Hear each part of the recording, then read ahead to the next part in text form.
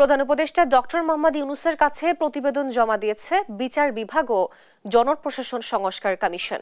দুপুরে প্রধান উপদেষ্টার বাসভবন যমুনায় প্রতিবেদন হস্তান্তর করেন বিচার বিভাগ সংস্কার কমিশন প্রধান সাবেক বিচারপতি শাহ আবু নায়েম মমিনুর রহমান ও জনপ্রশাসন সংস্কার কমিশনের প্রধান আব্দুল মুইত চৌধুরী। এ সময় প্রতিবেদন নিয়ে কথা বলেন তারা। কমিশনের প্রতিবেদন বাস্তবায়নে জরুরি উল্লেখ করে প্রধান উপদেষ্টা বলেন, এসব প্রতিবেদন নিয়ে দ্রুতই সব রাজনৈতিক দল ও সংশ্লিষ্টদের সঙ্গে আলোচনা হবে। ফ্যাসিবাদ রুখতে সংস্কার কমিশনগুলোর প্রস্তাবনা ঐক্যমতের ভিত্তিতে বাস্তবায়নের কথাও জানান তিনি। বিরাট সংবাদ, আমি জাতির পক্ষ থেকে কমিশনের চেয়ারম্যান এই রিপোর্টের মাধ্যমে সে প্রত্যাশা পূরণ হোক।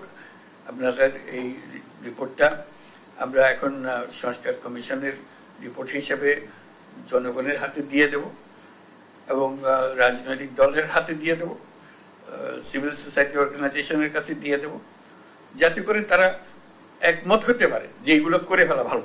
আশা করি আমরা এটা সবাই একান্ত মনে এটা গ্রহণ করবে এবং বাস্তবায়ন করবে।